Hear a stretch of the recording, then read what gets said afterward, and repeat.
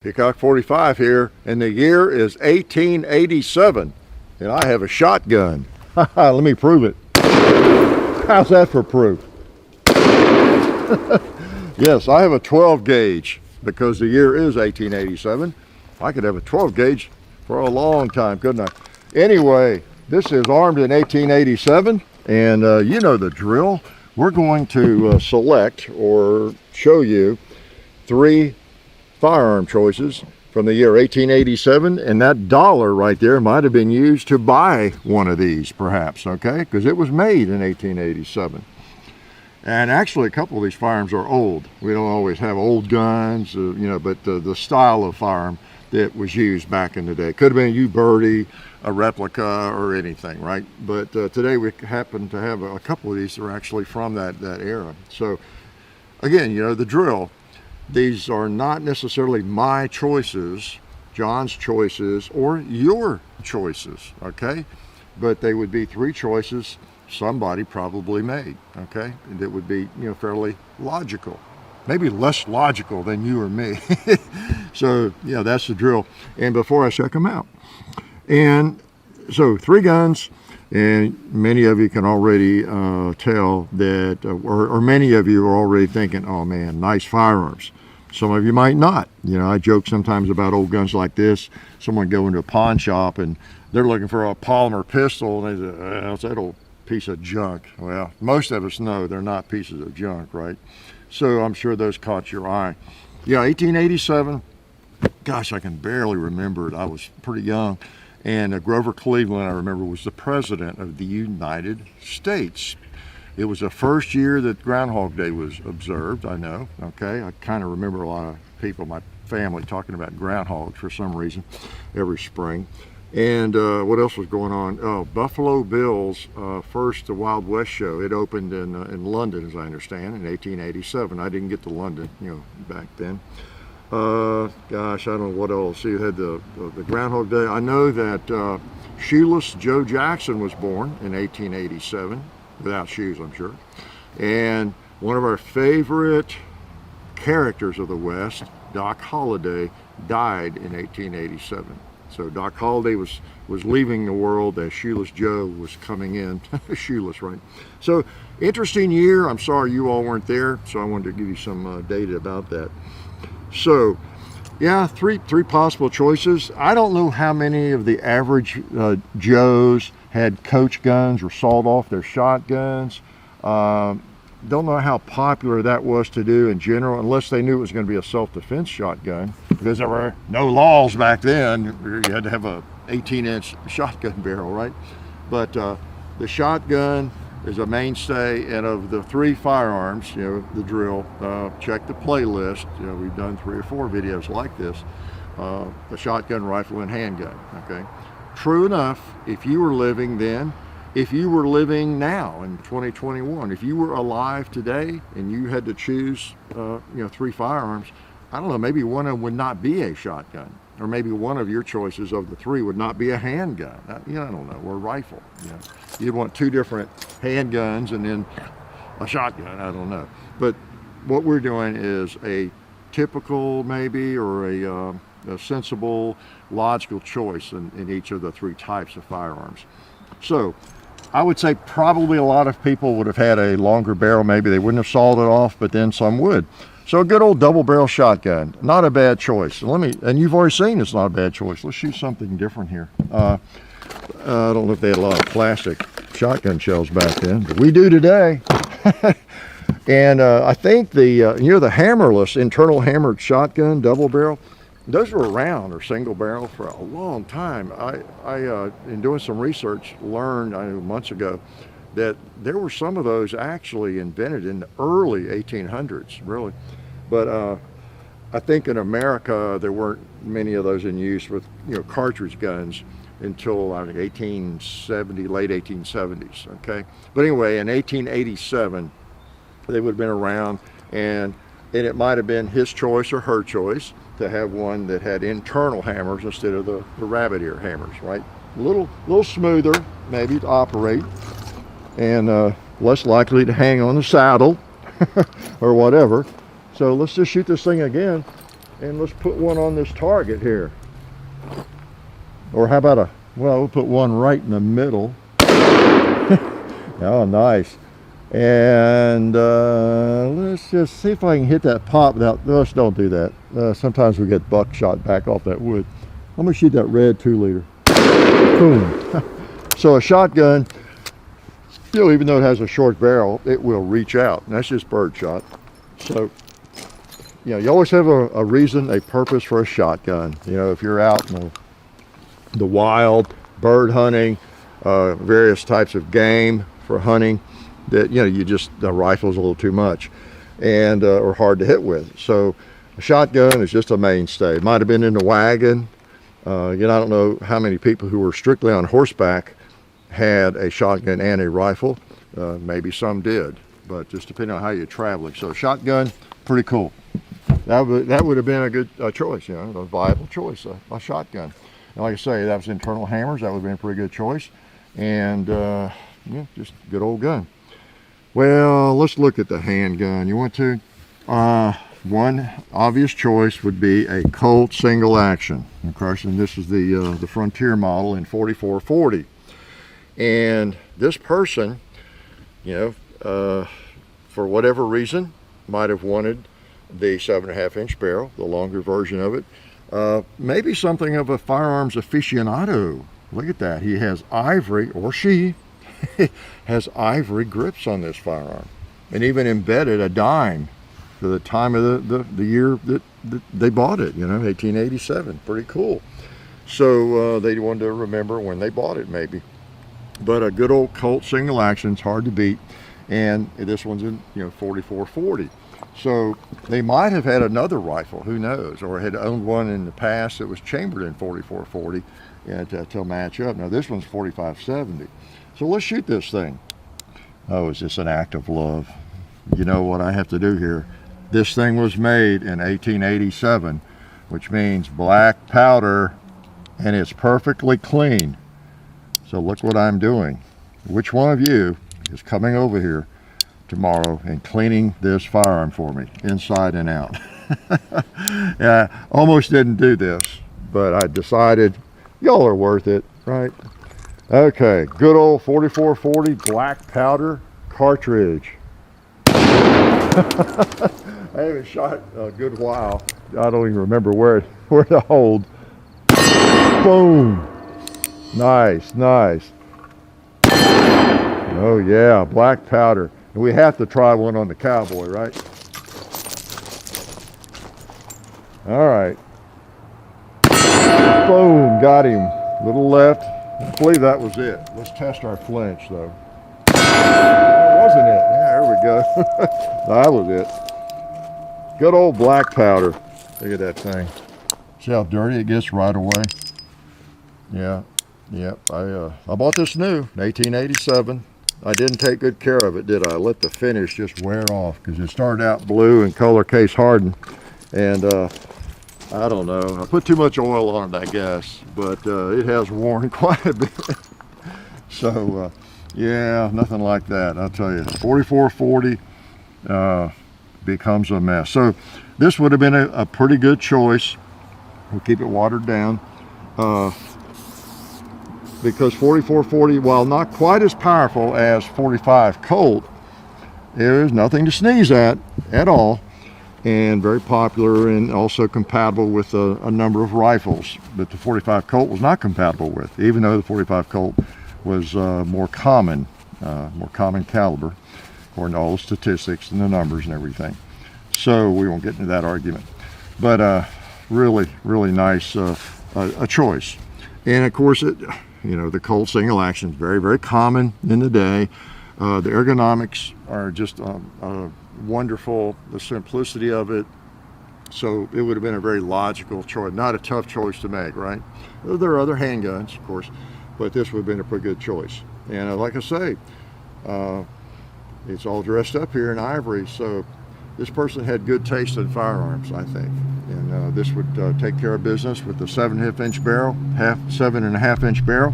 You tend to be able to shoot it better and more accurately. And, you know, so apparently that was known. All right. Now, The coup de grace, the choice here, the rifle this person chose is an 1886 Winchester. So, you know, I like that choice. I think he or she did a great job on this one. 1886, a beautiful gun.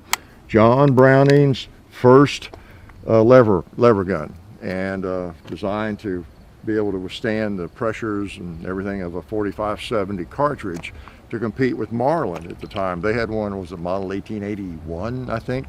So Winchester was a little bit behind on that, even though they were, you know, wildly popular already, but they didn't have one like this that would chamber the 45-70 and just really beefy and strong and heavy. So there you go, and that was a common caliber. All right, so let's load it up and take a couple of shots with it. You want to? So yeah, it's kind of a heavy gun. Again, this person was very aware of the fine firearms that were out there, and possibly was, I don't know, spending time out on the plains or some big game out there, or in the mountains. Don't know. But with this, you not only have capacity, because they hold about 9 rounds in the mag. I don't know what I put in there, but they hold about 9 rounds, and you've got 45-70. 45-70. So let's take a couple shots with it. And by the way, again, as I said, this is a vintage rifle. You've seen it, I hope. If you're new, maybe I'll link to the videos on these 3 guns, or a couple of them. This one was made in 1886. Okay, literally. Okay, let's shoot something. Do I remember where to hold with this one? Got him in the bottom. Let's hit a bowling pin. Oh yeah, now we can shoot. Well, we already shot the target. Let's smoke some pot. And speaking of big game, let's try a buffalo over there. Got off on me. Boy, it's got a great trigger. Should have been low. I popped him somewhere on the foot, I guess. These are kind of cowboy loads. They're lighter loads. I'll put a couple more in. So this would have been a great versatile choice if you have the means to pack it, to carry it, either on your person. You're a nice, healthy individual, not a weakling because it's heavy, or you're on horseback or just whatever. It's being carted around in the wagon. All right, Mr. Buffalo, let's try you again. There we go. Let's take out a ram while we got the big game gun out.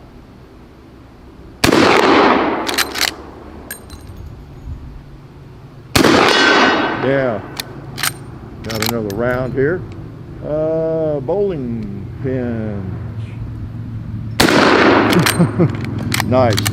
Yeah, 1886.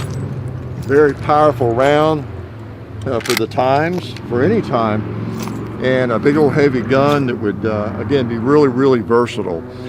Negative would be it's heavy and it's large, but the positives, at least for this old cowboy or whoever, would be that it's is worth it, okay, for their needs.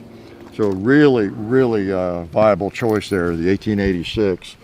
This person with these 3 firearms would have been, the envy of a lot of other folks at the time in 1887.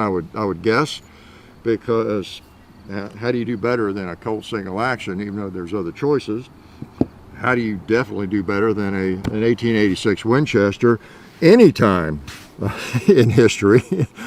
And then a good old double barrel shotgun. The simplicity of it, they just work. And the power you have along, with that. So that's hard to beat, isn't it? And I think as a bonus, before I let you go, we'll probably shoot one of them again.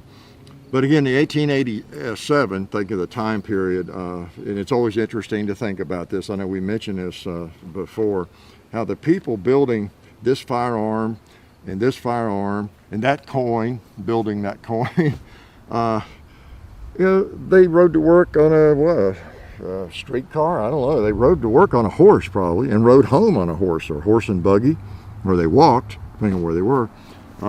Hartford, Connecticut. And of course, where was this one made? New Haven, Connecticut. So the folks living in Connecticut at that time, New Haven or Hartford, I don't know, 87. Did they have, no, I don't know, they mean public transportation, what they might have had at the time. But they very likely rode a horse, to work. Or used a horse for transportation in 87. I don't think there were a lot of Buicks around or Oldsmobiles quite yet. And, didn't have a lot of bright fluorescent lights, shining, LED lights shining down on them as they were fitting these things together, They weren't, their manager in the factory wasn't having to keep an eye on people to keep them from grabbing their cell phone and texting, when they should be working. So just a totally different environment. They weren't thinking about what they were going to watch on TV when they got home, or their favorite internet sites or anything. So that's pretty brilliant, right? Brilliant observation on my part, yeah. But anyway, it's just interesting to think about how different the times were. And these days, they seem kind of inviting, don't they, in some ways, even with the disadvantages. But these would be three possible choices right here. I'll say as good as any others maybe. You might disagree. What would you have chosen? Do you think you would have chosen if you were alive in 1887? Okay? What would have been your choices? And it would depend again on what your livelihood is, what your job is. If you're a buffalo hunter, you might have chosen this, not even consider anything else, okay? Or if you're in the mountains or whatever it is. So a lot would depend on where you live, what part of the country you're in, and your occupation, your avocation, just what you like to do, what you needed, what your needs were. If you were riding shotgun on a stagecoach, that would have been a good choice, wouldn't it? So, yeah, what would you have chosen, especially those of you who know a little bit about the history and the firearms that were available back then? Don't say now, like John Wayne, I would have had a Model 92 Winchester, just because they do in the movies, right? So I'll shut up and, you know what, I got this dirty. Can I shoot 5 more times before I let you go? Let's do it, don't we? I got to clean it anyway, so let's shoot this last. We load 5, remember? Okay, skip around. You got to follow your habit, the pattern, and it just keeps you safe.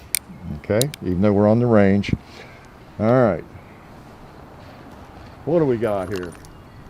Let's put a few on that. That tombstone.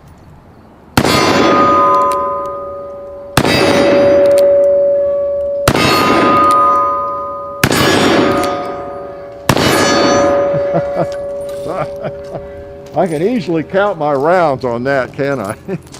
Pretty nice. And I've got 5 empty brass in there. And you know what? Before I let you go, I lied. I'm going to do something else because I realized something we haven't done. We have not put a round on the gong yet. How do I not put a round on the gong with these beautiful firearms? Let's put 2 on it.